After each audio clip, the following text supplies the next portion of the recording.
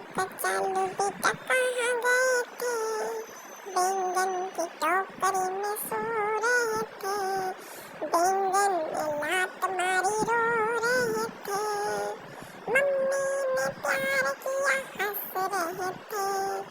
आलू कचालू बेटा कहाँ गए थे? गाजर की टोकरी में सो रहे थे। गाजर ने लात मारी रो रहे थे। आलू कचालू बेटा कहाँ गए थे? मम्मी ने प्यार किया हंस रहे थे। आलू कचालू बेटा कहाँ गए थे? भिंडी की टोकरी में सो रहे थे। भिंडी ने लात मारी रो रहे थे। मम्मी ने प्यार किया हंस रहे थे। पापा ने पैसे दिए हंस रहे थे।